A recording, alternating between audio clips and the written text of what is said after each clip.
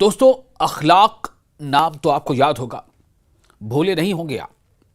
क्योंकि अखलाक की जब मौत हुई, उस वक्त जिन परिस्थितियों में मौत हुई, जिन हालात में मौत हुई, और मौत के बाद से लेकर किस तरह से सियासत ने भी इसमें अपना एक स्कोप देखा, और अब एक बार फिर अखलाक केस की चर्चा हो रही है। दरअसल मोहम्मद अखलाक मॉब लिंचिंग केस में जो पीड़ित पक्ष है, यानी जो मुतासरा पक्ष है, अखलाक या फिर उनके घर वाले, उन्हें इंसाफ की उम्मीद है। इसका मतलब साफ तौर से यह हुआ कि ट्रायल चल रहा है, लेकिन अभी इंसाफ पूरी तरह से मिला नहीं है। आपको याद होगा, उत्तर प्रदेश के ग्रेटर नोएडा में हुए मोहम्मद अखलाक मॉब लिंचिंग मामले में एक बार फिर जो इंसाफ की प्रोसीडिंग्स है, जो न्यायिक प्रक्रिया है, वो सुर्खियों में आ गई है। उसकी वजह क्या है, उसकी वजह भी आपको आगे बताते हैं। लेकिन सबसे बड़ी बात यह है कि अखलाक के घर वाले आज भी मुकम्मल यानी पूरी तरह से इंसाफ की आस लगाए बैठे हैं। और उन्हें एक झटका सा लगा जब उन्हें यह पता चला कि हो सकता है कि अखलाक की हत्या के मामले में जो लोग नामजद हैं, उन्हें शायद बरी कर दिया जाए। क्या ऐसे इंसाफ मिल पाएगा? क्या इंसाफ इस तरह से होगा? यह उन्हें बहुत परेशान करने लगा।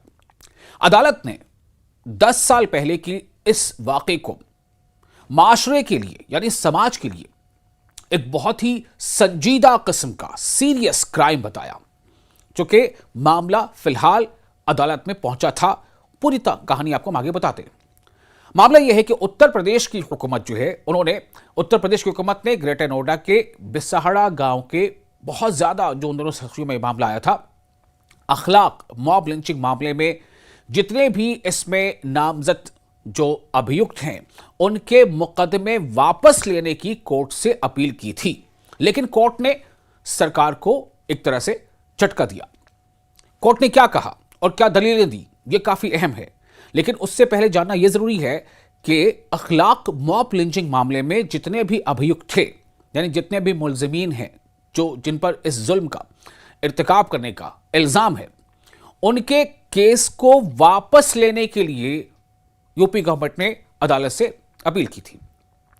अदालत ने इस अर्जी को खारिज कर दिया। यहीं से अखलाक के घर वालों को और जिन्हें भी लगता है कि अखलाक के साथ इंसाफ का जो मामला चल रहा है, जो प्रक्रिया चल रही है और इंसाफ मिलना चाहिए, उन्हें भी थोड़ी राहत मिली। उन्हें इंसाफ की उम्मीद जग गई। ग्रेटर नोएडा के सूरजपुर में मुकीम फास्ट ट्रैक कोर्ट में जो एडिशनल डिस्ट्रिक्ट सेशन जज उनकी जो अदालत है, उन्होंने अभियोजन पक्ष की ओर से दायर याचिका को निराधार बताते हुए, यानी कि बेबुनियाद बताते हुए खारिज कर दिया। अब सोचिए, यूपी सरकार की तरफ से यह अपील की गई थी कि जितने भी अभियुक्त हैं इस मामले के, उनके खिलाफ जो है केस जो चल रहा है उसे वापस लिया जाए। अदालत ने इस अर्जी को क्या किया? खारिज कर दिया। अदालत ने मामले की प्रतिदिन सुनवाई और सभी गवाहों के बयान दर्ज कराने के निर्देश दिए। यानी एक तो यह हुआ कि यूपी सरकार की तरफ से जो पहल की गई थी कि इन तमाम अभियुक्तों के खिलाफ जो केस चल रहे हैं अखलाक मॉब लिंचिंग मामले में, वो केस को वापस लिया जाए। अदालत ने इस अपील को क्या किया? खारिज कर दिया। और साथ ही साथ यह निर्देश दिया कि अब इस मामले की सुनवाई आखिर इतनी देर तक क्यों चली, और यह अदालत ने निर्देश दिया कि अब प्रतिदिन यानी डेली बेसिस पर इसकी सुनवाई की जाए, और साथ ही साथ गवाहों के बयान दर्ज कराने के निर्देश भी दिए। यानी आप सोचें, 10 साल इस मामले को हो गए हैं और अभी तक मामला कोर्ट में यूं ही इस तरह से चलता चला जा रहा है।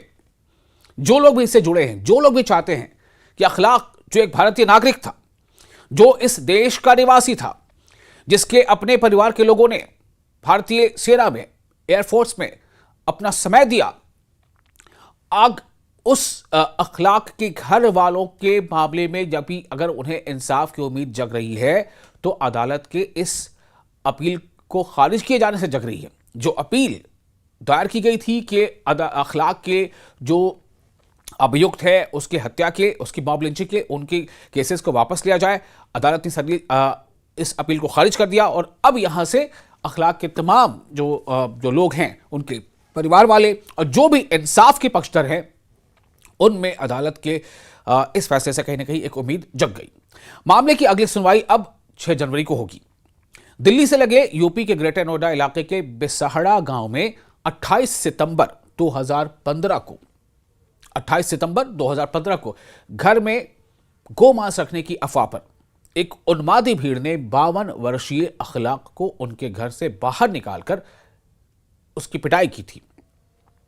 और अखलाक को इस तरह से पीटा गया था, या पिटाई में वो इतना इस तरह से वो जो उसे जख्म आए थे कि अखलाक की मौत हो गई थी। अखलाक के बेटे दानिश को भी इस घटना में गंभीर चोटें आई थी। तो ये मामला 2015 का है। अब आप सोचें 2025 दिसंबर चल रहा है और यूपी सरकार की तरफ से पहल क्या हुई कि अखलाक के जो अभियुक्त हैं इस घटना में, तो उन अभियुक्तों को जो है इस केस को उठा ले जाने की अपील एक तरह से अदालत में की गई थी। लेकिन अदालत ने इस घटना को समाज के लिए बहुत ही गंभीर मानते हुए उस अपील को खारिज कर दिया। अखलाक की पत्नी इकरामन ने उसी रात थाने में शिकायत दर्ज कराई थी, जिसमें 10 नामजद, यानी तब की बात है जब 2015 की, उस शिकायत में 10 नामजद और कुछ लोगों के अज्ञात, यानी कि जिनके नाम नहीं थे, कुछ लोगों का पर कत्ल का में शामिल होने का जो है एक इल्जाम आयद किया गया था। और उसके बाद से ही ये पूरे हिंदुस्तान में ही नहीं बल्कि हिंदुस्तान से बाहर भी जो भारतीय रहते हैं, जिन्हें भारत की, अपने देश की चिंता होती है, इस खबर से लगभग हर जगह पर एक सनसनी सी फैल गई थी। आरोप क्या था कि अखलाक के घर के अंदर गोमांस रखा है, और उस आरोप के तहत एक उन्मादी भीड़ जो है वो घर के अंदर दाखिल होती है, अखलाक को मारते पीटते घर के बाहर लाती है और उसे मारती पीटती है। उसे इतनी चोटिल वो होता है कि उसकी मौत हो जाती है। 2015 दिसंबर के वाकया। अब मामला यह है कि घटना काफ़ी सुर्खियों में रही और देश विदेश की मीडिया में भी इसकी चर्चा भी होती रही। 3 महीने बाद यानी कि दिसंबर 2015 में पुलिस ने अपनी चार्जशीट दायर की, जिसमें 15 लोगों को अभियुक्त बनाया गया था। यानी जब पुलिस ने चार्जशीट दायर की थी तो उसमें 2015 की बात है, इसमें 15 लोगों को अभियुक्त बनाया गया था। बाद में इस मामले में अभियुक्तों की कुल संख्या जो बढ़कर 19 हो गई थी। अब बात यह आती है कि तब से लेकर अब तक हुआ क्या। ट्रायल्स इसमें चलते रहे हैं। यह भी जानकारी है कि बहुत सारे ऐसे अभियुक्त हैं जो जमानत पर रिहा भी हैं, यानी रिहा का मतलब जमानत पर वो बाहर है, जेल से बाहर है। और अब ये एक पहल थी, एक कोशिश थी कि उनके खिलाफ जो केस है उसे वापस लिया जाए, सामाजिक सौहार्द की बात करते हुए और उसे दलील देते हुए, लेकिन अदालत ने उसे खारिज कर दिया। तो साल 2016 में एक अभियुक्त की मौत भी हो गई और बाकी 18 अभियुक्त जमानत पर बाहर आ गए। यानी कि जिन पर कत्ल का इल्ज़ाम है वो जमानत पर हैं और जेल के बाहर हैं, वो जेल के अंदर नहीं है, जमानत पर बाहर है। अब आरोप पत्र दाखिल होने के बावजूद, यानी चार्जशीट दाखिल होने के बावजूद, इस मामले की नियमित सुनवाई फरवरी 2021 से ही शुरू हो सकी। अब सोचिए मामला कब का था, 2015 का, और नियमित सुनवाई रेगुलर इसकी हियरिंग कब शुरू हुई, फरवरी 2021 में। क्योंकि कोविड-19 महामारी और कई तरह की चीजें सामने आई थी, बार बार सुनवाई की तारीखें टलने और प्रशासनिक अड़चनों के चलते ये मामला लंबे समय तक जो इंसाफ की जो उसकी लियारें हैं जिनसे होकर के गुजरना पड़ता है और तब जाकर इंसाफ तक पहुंच पाती है बात, उसमें काफ़ी समय लगा। सरकार क्यों वापस ले रही थी केस, सवाल अब ये है। यूपी सरकार जो है वो अपनी तरफ से जब कोर्ट में अपील करती है, यूपी सरकार के वकील, और वो चाहती है कि केस को वापस लिया जाए, तो ये क्यों, उसका कारण क्या बताया गया था। दरअसल घटना के 10 साल बाद पिछले महीने उत्तर प्रदेश सरकार ने कोर्ट में एक आवेदन पत्र दाखिल किया, जिसमें कहा गया था कि इस मामले में गवाहों के बयानों में विरोधाभास है। जो भी गवाह हैं उनके बयान अलग अलग तरह के हैं, और सामाजिक सद्भाव की बहाली के लिए सरकार क्या कह रही है कि सामाजिक सद्भाव की बहाली के लिए सरकार ने कोर्ट से केस को वापस लेने की अनुमति मांगी थी।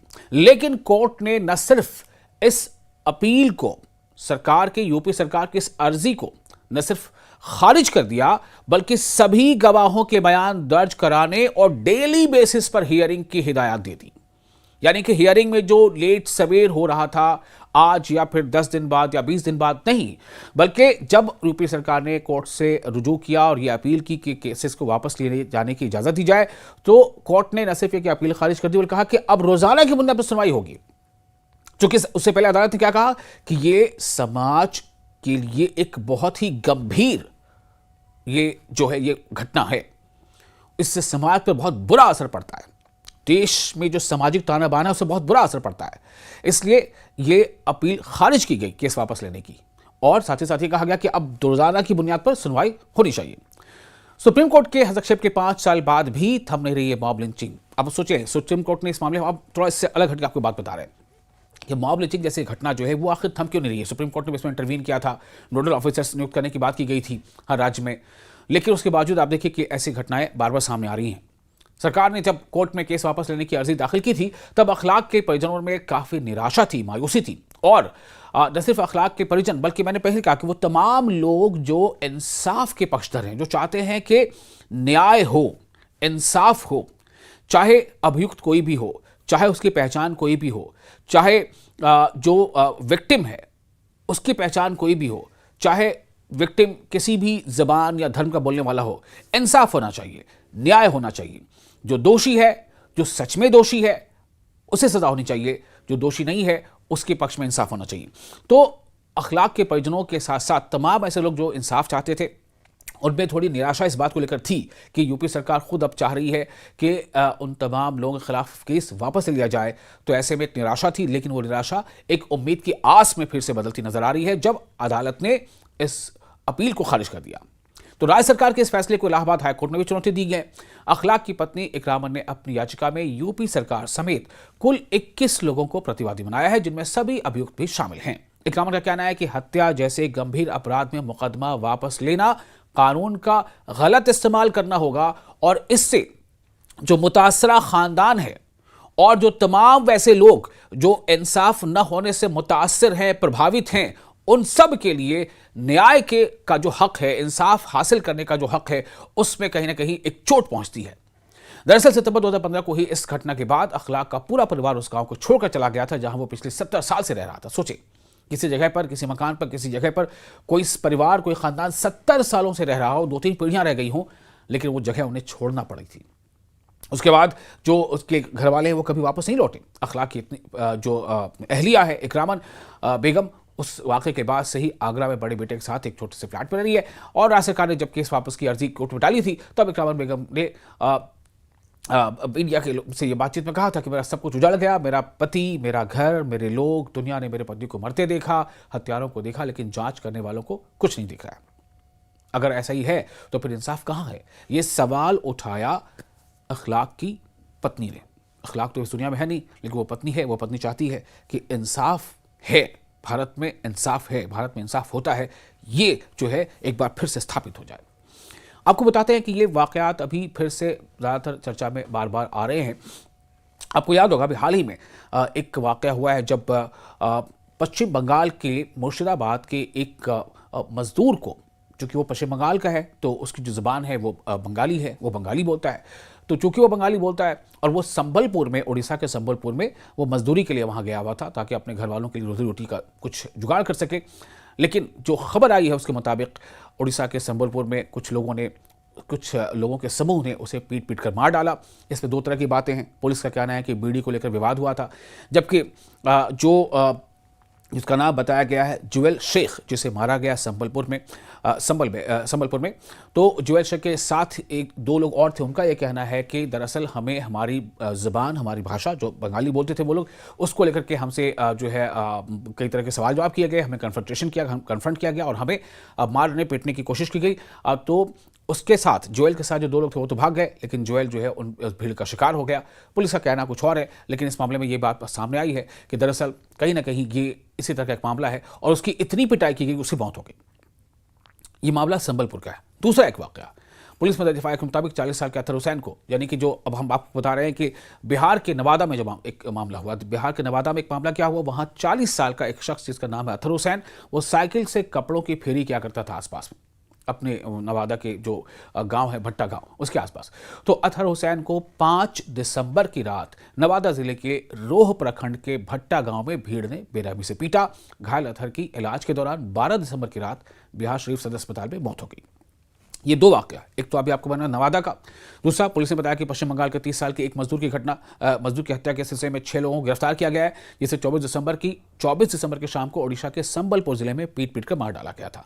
तो दिसंबर में ओडिशा में मुर्शिदाबाद के एक बांग्ला बोलने वाले एक मजदूर की भीड़ ने पीट पीट कर उसे मार डाला। उसका नाम था जुएल शेख, वो मुसलमान था। और दूसरी तरफ नवादा में दिसंबर में ही अतर हुसैन नाम के एक फेरी करने वाले को भी भीड़ ने मारा था। वहाँ भी ये बात, हालांकि एक पक्ष उसमें ये भी था कि उसने जिस जनों को मारा उनके घर वालों का कहना था कि ये चोरी करने के लिए आया था इसलिए भीड़ ने उसको मारा। लेकिन जिसके घर में उसे मारा गया था उसमें वहाँ पर कई तरह की चीज़ें पाई गई कि प्लास और कैंची वगैरह कई तरह की बातें सामने आई हैं। आपको मालूम हुआ इस बारे में। लेकिन सिर्फ मामला ये है कि ये पिटाई इस तरह की क्यों होती है कि मौत ही हो जाए। भाई अगर चोर है, आपने उसको पकड़ा है, ठीक है, आपने उसको गुस्से में थोड़ा बहुत मारा पीटा, आप पुलिस के हवाले कर दीजिए। भारत देश है, यहाँ कानून है, हम सरकार को चुनते हैं, वोट देते हैं, सरकार के अधीन पूरा सिस्टम है, न्याय की प्रक्रिया है और कानून है, पुलिस है। तो फिर ऐसा क्यों, हम ऐसा क्यों करते हैं कि सवाल खड़े होने लगते हैं। आपको ये वीडियो कैसा लगा? उम्मीद है कि जो नोएडा के कोर्ट ने जो अपील को खारिज करते हुए जो उम्मीद जगाई है इंसाफ के पक्षधर लोगों के दिलों में, वो उम्मीद की शमा यूं ही चलती रहेगी। न्यूज़ 18 का सोशल मीडिया प्लेटफॉर्म पर आप ये वीडियो देख रहे हैं। आपका मेज़बान मैं हूं विशाल। आप इस वीडियो के बारे में अपने कमेंट हमें शेयर कर सकते हैं।